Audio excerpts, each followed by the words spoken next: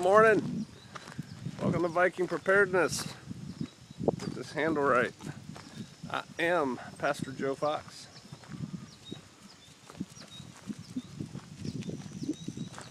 I'm going to talk about something my wife and I have observed this summer. But first, the news. I take it you survived the Great American Eclipse. I shot a couple videos of it. I was thinking about posting them, but we had our laptop running on Wi-Fi and solar during that time, and there was just a lot better stuff coming across on the internet. So I figured let's just watch it and observe it and that kind of thing. We didn't get the glasses or anything. I didn't stare at the sun. Hence my ability to see where I'm going. We'll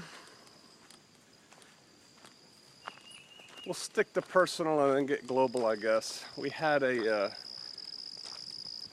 new moon festival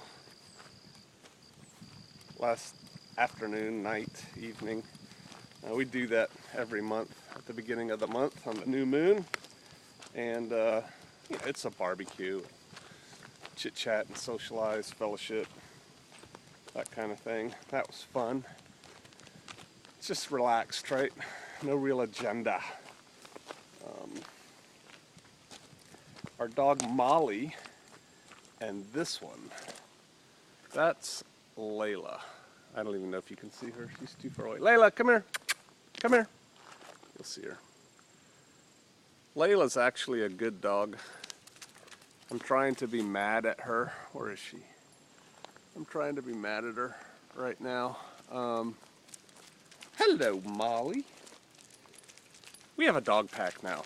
We have our two Rhodesian Ridgebacks, and then my son recently moved a long distance, and they're in a temporary housing situation that does not allow animals.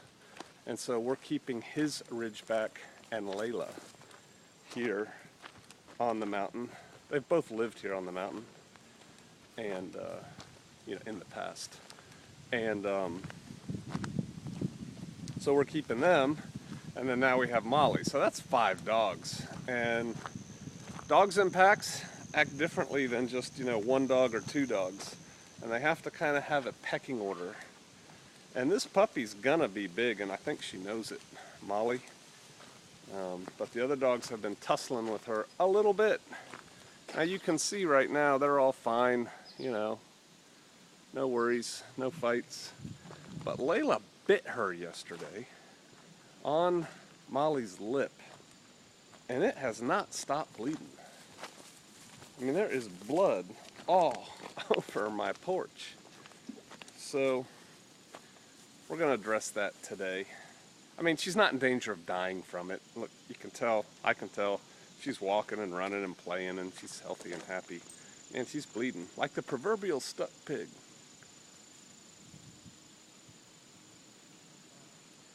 My wife is taking her puppy, Hazak, the 90-pound Ridgeback, and Molly to the vet today to get them shots and that kind of thing.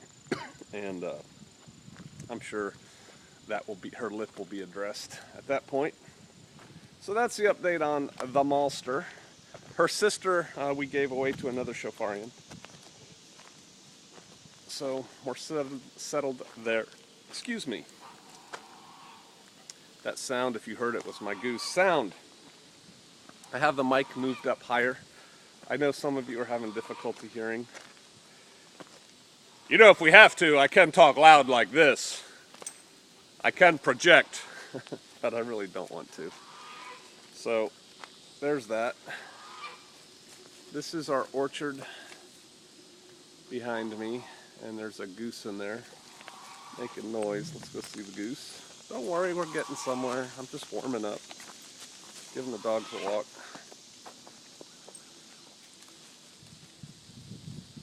Marjorie Wildcraft had, I'm sure if you Google it, you'll find out, backyard food production.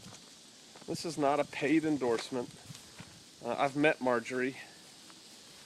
She's looser in person than she is, meaning not as uptight, than she is on video. Her video series, it's a couple videos, DVDs, backyard food production is excellent, especially if you live in a drier climate. All right, you know what I just realized? This is like a first for PJ.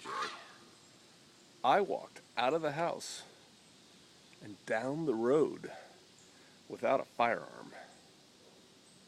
And I don't really want to walk in the woods with my dogs without a gun.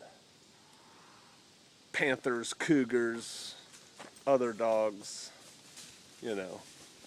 You never know when you're going to need one. Hold on a second, I got to yell at the dogs. Hey, come here. Suka, come here. Good girl, Molly. Good girl, Layla. Well, no, Layla's not that good. Come on. Here they come. All right, let's get to the meat. You guys got stuff to do today. I know. Come on, dogs, let's go. Good girl, Molly. Look at her sitting right there. Can you see her? Look at that. Other dogs? Not so much. Hey, Suka.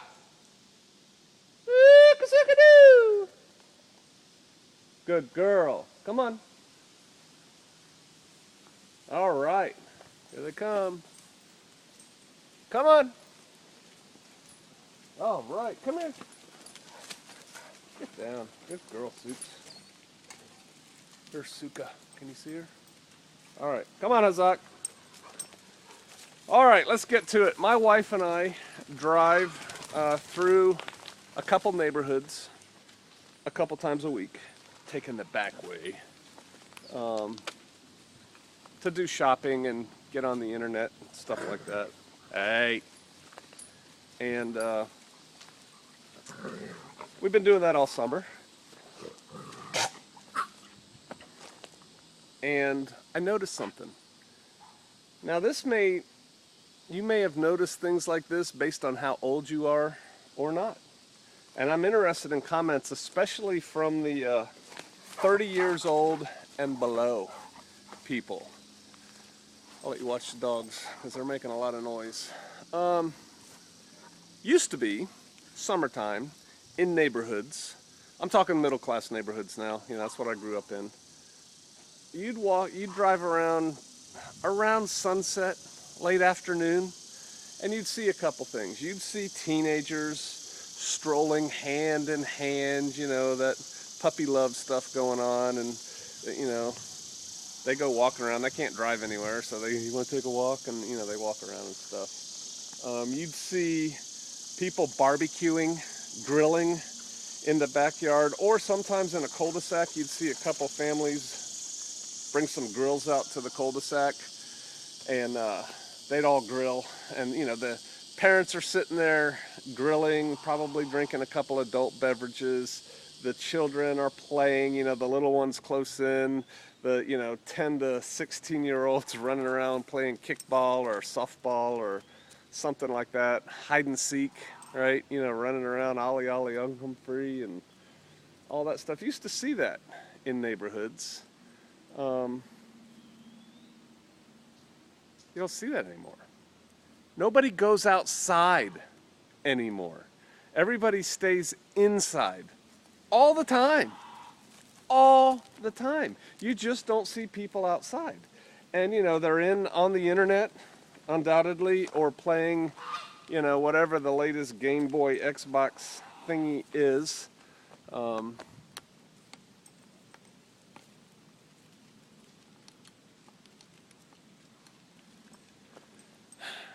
They don't go outside. And so my wife and I were talking about that. And I said, let's kind of extrapolate on that. This is probably why it's harder to get people to sign up for outdoors classes in this. Now, we haven't had a problem with it, actually. You know, I sell out any class we've offered in about 18 hours, so that's pretty darn good. But still, you don't see a lot of people signing up for the hardcore outdoor classes kind of things. You know, whether it's let's do land navigation through that, or patrolling. You know, it did take me a while to fill up the patrolling class. Things like that. And it's why I think we see pictures of people on the internet, whether they're, wannabe commandos in all their tactical kit. You know, I've got my multicam and my plate carrier and my chest rig and my this, that, and the other thing, and I've got my tricked out M-forgery and, whatever. I look like a high-speed Delta SEAL 6 commando, man. And they take pictures of themselves in their living room. Or in their bedroom, which is worse, right? There's a lot of that. Or the same thing with preppers, they've got their bob strapped on their back with all their gewgaws, and they're ready to go, and they take a picture in their house, not using their bob out there, not having set up, a tarp shelter back there with their fire, like Survival Lily or something. You just don't see it. And so that's why I think also people are so into gear. They're looking at their gear not so much to help them become a part of the wilderness, but to buffer them and protect them from it. I'm wondering what the state of grilling is going to be. Grilling in the backyard. Decks and stuff. Used to be, people didn't have air conditioning. My grandma didn't have air conditioning. And so in the late afternoon, it was actually cooler outside than inside. So people got out of the house, right? They all went out on the porch and the kids played in the yard, and you would see that. Anymore, that's not the case. And so people stay inside. We notice it here. Oh yeah, my wife and I obviously are off-grid, so when it's hot outside, we feel it. When it's cold outside, we feel it. We spend the majority of our waking hours outside, like I am right now. And inside, lately, we have a fan going now, a box fan when it's hot, which feels nice, but that's it, a box fan. We don't have air conditioning, nothing close to it. And in the wintertime, our house is warm by our standards. Because we live such an outdoor lifestyle, when we get ready in the morning to go outside, we dress for the weather outside, which in the wintertime, and I've talked about this in videos before, is typically like long underwear with additional clothing on top of that, topped by a hoodie or a sweater or something, and then a coat. And when we come in the house, we take off the coat. But we still have on all the layers, from the hoodie or sweater down to skin level. And so we don't want our house super warm because that would make us uncomfortably hot. And so our house is chilly compared to the vast majority of Americans' houses, but we're not cold. What's up, little pup? There she is again. Where'd she go? Oh, she took off. And so here, the Shofarians, most of the Shofarians do not live off-grid. They live in what you would consider a normal house. And so when they come out here for services or new moon festivals or whatever, they are oftentimes physically uncomfortable.